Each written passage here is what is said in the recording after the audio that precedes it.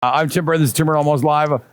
Snaile, Canada's Parcel Locker Company. Patrick Armstrong, you are my rock star entrepreneur because you started in 2015. Yeah. Hi, how are you? Welcome. Good, thank Welcome you. to PMExpo, the building Thanks show. for having me on the show. Okay, I jumped. Right. Why the fuck are you here? Why are you at this show? Because of property management. So what do you do that affects property management? Well, we manage the resident deliveries. So Say it again? Resident deliveries in multi-residential high-rise is crazy because of e-commerce. So 2 years ago, e-commerce was, it was around, but the growth in parcels was pretty small. It was about 1 to 2% a year in volume. What's happened in the last 2 years is it's 25 to 30% growth in volume, and it's driven by the millennial. Right, so 67% of millennials prefer to buy online, which then drives, and then they became the largest cohort. Yep. Yeah, largest group in the planet. Sure. And now they got money, so now they're buying like crazy, and they're inundating the buildings with parcels. So you can have a concierge handle it, or nobody handles it. So when nobody handles it, the delivery fails. Or there's a whole new subset of delivery people that are kind of like Uber-like that get into the building because they're paid per piece, and they drop the parcel in the hall. They drop it in the vestibule, the lobby. Right. The Canada Post, UPS, whoever it Not is. Not Canada Post, because they've got their own key. They're the only one. All right. No one else can get in except for Canada Post. So the guys that can't get in... And Purolator with Canada Post. Is it they're- Purolator part of Canada Post, though? Arm's length. Okay. Yeah, so they are, I think, 93% owned by Canada Post, but at arm's length. So they operate on their own. Purolator is actually a customer of Snaile for their retail locations, and Canada Post will not deliver to parcel lockers unless it's their own. So there's a disconnect a little bit. But all these parcels cause violations in fire codes. So they are in the egress path, so people can't get out. Right. It's dangerous. They're in the common areas, so it's a combustible. It burns, so it's a problem. So we come in with our lockers. Come on. Yeah, and we put them in, and now it's automated. Carriers come in, deposit. So we've got official relationship with all the major carriers. They push on our logo on our locker. They deposit. The resident gets a code, one-time use passcode. They come down to the locker, stick it in, and they grab their parcel. How big of a parcel can you shove in the thing?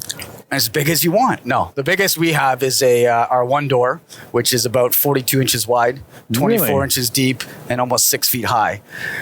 So you could put like a stroller, golf clubs, that kind of stuff. But the math is that footprint worth it in that building for one resident delivery? It's up to the building. So we usually recommend capacity rather than capacity in terms of compartments. So you put 3, 4, 5, 10 of these. We've got lockers. So if we look Tell me how the technology works. So they put the parcel in. How do you get the code? We generate the code in the cloud, and we're integrated with the building on some level. So whether it's through an integration that we've done with Yardi, Condo Control, Max Condo Club, we've got an integration there to find out who's in that resident, who lives in that unit today.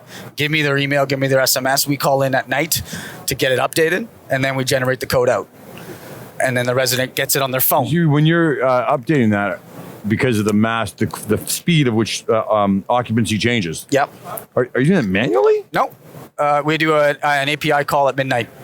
And so we're updated every night at midnight. Yeah, shit in, shit out. Long as the landlord or the property management company or the other side is doing it right. That's right. You got right. it. And so we try to avoid double entry by allowing them to do it as they normally do in their current system. We'll just call in. Right. So we call into Yardi. We call in. So that's how we do it. Okay, and the real estate that you're using, the space, like the physical space, is it in their post mail room that is in now where they tuck in all the holes? Is that sometimes there's been a big change in the way that old buildings are really tight. So sometimes they're outside. Sometimes they have to rejig the lobby. New buildings are building parcel rooms. So when we get plans, they got like 3,000 square foot parcel rooms where we line them with lockers. And then sometimes we even have an island in the middle and all the walls are lined and have 100 or 200 compartments to service that building. We do a math about how many units. The guy, the UPS, whoever it is, dumps the parcel in. Yeah. Locks the door. Yeah. And types in somebody's name? Nope. They only deliver to units. So the only responsibility of the resident is to make sure their unit number is on the parcel, and they will deliver to the unit number at that municipal address. Okay, but you only got 10 of your Snaile boxes there, or what, 20? Yeah. And there's 250 residences in the building. Right. How do you flip over from one unit number to the next unit number? We have a This is cool, directory by the like an way. interphone. Really? Like an interphone directory. You can actually come over to our booth. We can check it Okay, out later. yeah, we'll bring the camera And over. there's a sample or a demo running there, but they will just find either they'll type it in 302 or they'll scroll and look for 302. But we list all the units, and they just push unit 304, large compartment, door opens, stick box in, closed door, leave. So the carriers love it because they're, it's So not, they let you just type in the unit number. you can type it in or select it, whatever you want. Right. Yeah. Right. But there's no personal identifiable information. Like, we're not going to put in your name there. Right. So it's just a unit unit. 304, 507 with 3122, whatever it is. That's it. Dunk it in and say, I'm in box number 7. Yeah, and then that box is a pooled box, so you don't own box 7. Right. We just give the box temporarily to you based on the to- parcel size. And how long do they have to pick it up? It's up to the building. Some buildings choose after 4 days to start charging rent for storage, Really? but our parcel throughput is about 0.83 days. So people actually want what they've ordered, right? So it never. How many days? 0.83, not even a full day. And Really? that's about, I think we're doing about 50 or 60,000 parcels a month, and that's about it now. So are you making money from the end user, from the property manager, from the... Whoever buys the lockers buys them outright, buys the equipment. How do fine. they make money? Or they're not even trying They're to not trying to make money. They're Just trying to save money by by all the fire codes and the And the lower- management of all that shit when it comes to the Yes. building. and lowering operational costs of property managers, concierge, and all that stuff, right? Really? Yeah. So they one-time shot, and then they have a small monthly fee that they pay us, and that builds up our annuity, right? Okay, so they're paying you a monthly fee. Yep. Flat. Theirs is literally a monthly fee for you to, I don't know, if they get damaged dies, some electronics dies. It's under warranty for 3 years after that time and material. You said if the property managers get to choose when they charge rent, what would they charge rent? How much would they charge? $1 a day, $10 a day? $2 is prevailing rate, $2 to $3 A day. and it's really there to try to Like a clear library card, eh? Yeah, trying to clear the boxes. We just want the thing to come. We just want the library book back. Right. You just want the box right, back. but You're not we trying don't to- have that problem. Like I said, people tend to collect. I see a spin-off show. You know, Storage Wars. Yes, We could have Snaile Awards, yeah, and you bid on. that's good. Yeah, you bid on what box is left behind and what's in it, right? 5, 10, 15, 20, right? You get it? You have That's Snaile good. Wars, no I problem. wonder. We'd have to look at the letter. You mail have laws. things get left behind, right? Yeah, And you sure. go, and you have to take possession of it. Eventually, you do. Eventually, yeah. You have to do something with it. Do you take possession of anything No. left behind, or does No. the property manager? Basically, they treat it like we're a concierge. They do their own I policies. think you should be taking ownership of anything that's left in there for an extended period of time.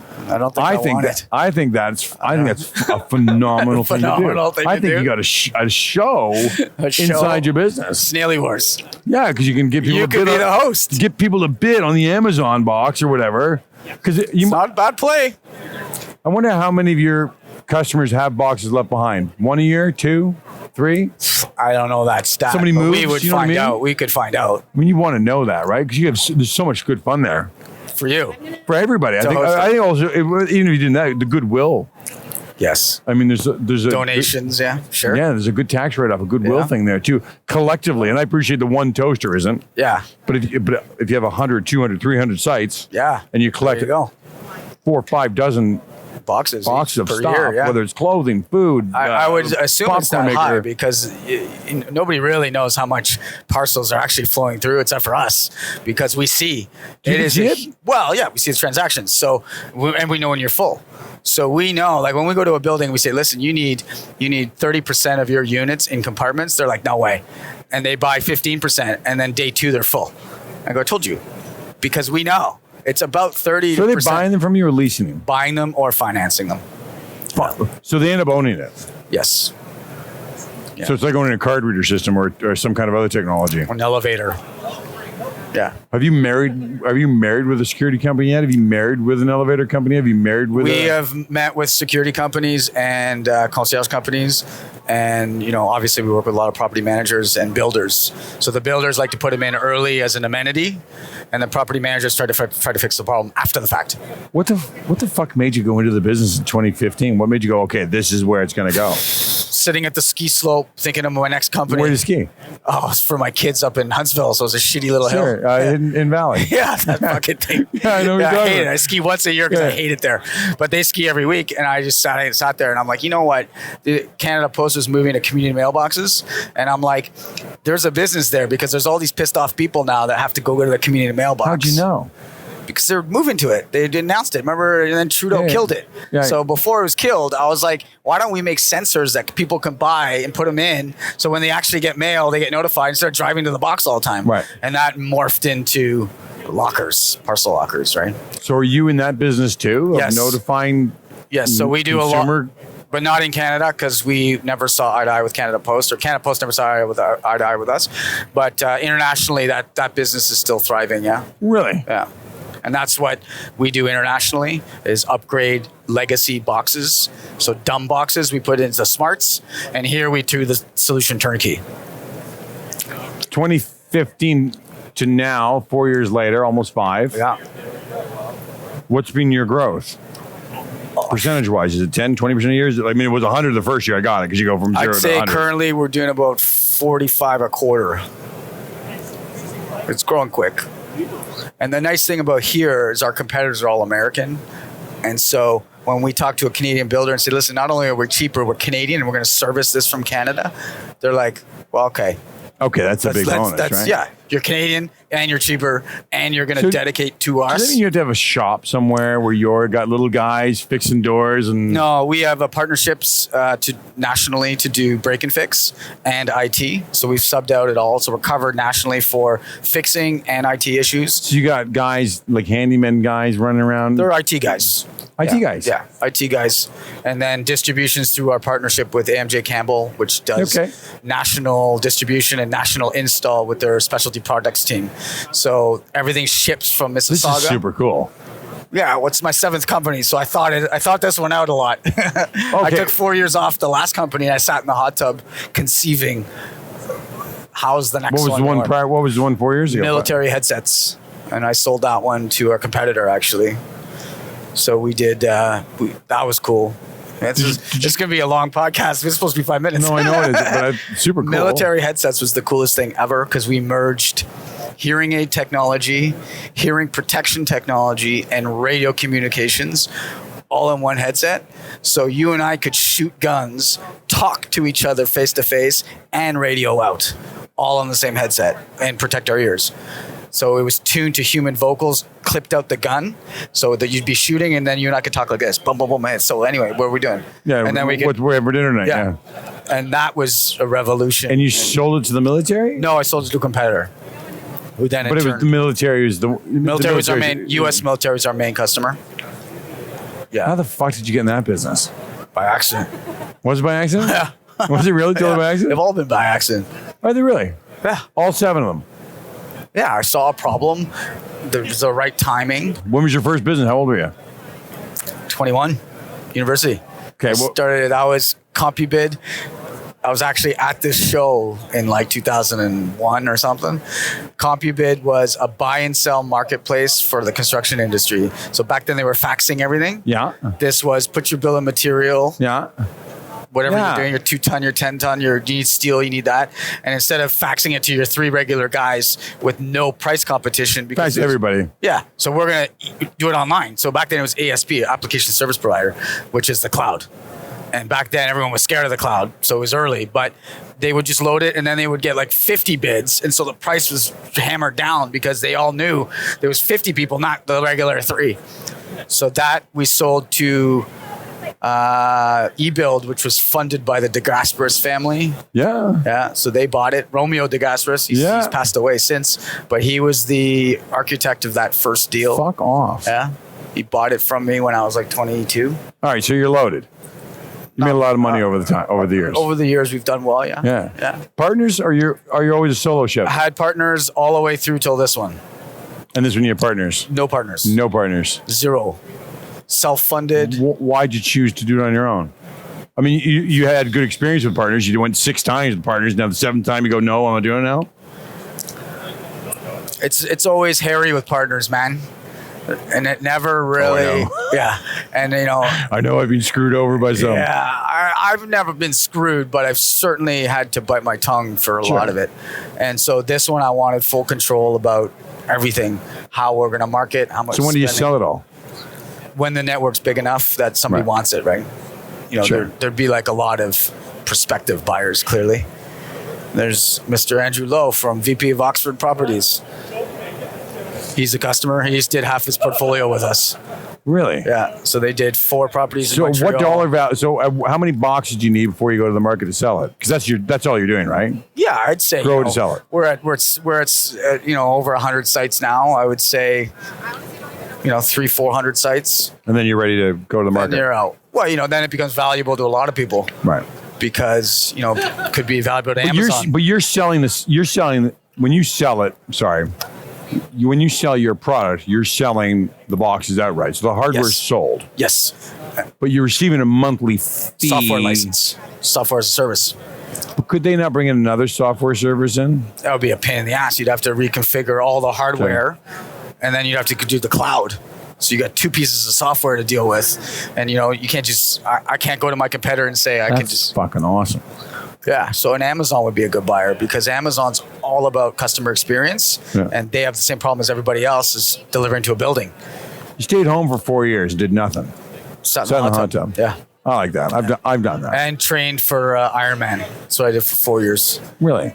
Were you married? Yeah, I'm still married. Yeah, same girl, 3 kids, 2 dogs. You're far more amazing than I thought you were going to be when you sat down here. I'd be boring as shit, eh? Well, sometimes I get real corporate bullshit people that aren't really in it to win it. I get a lot of corporate messages, and I don't get humans. I'd like to do another one with you. Sure. Away from all this at my studio and actually talk money, business, and talk about all those others. I'm in. Brother, appreciate your time. That was the longest 5 minutes of my life. No, bro, sorry. You caught me off guard. Your business model is fantastic. It's really cool. Sir. I really like it. Thank you. And I'm an entrepreneur, so I can tell. I'm sorry to hear about your son. That's terrible. Daughter, so. That's your daughter? Yeah. Yeah, okay. I got a daughter, and I tell you, daughters are better than kids. I'm 52, and I started having kids when I was young. Yeah, I was 44. Really super young.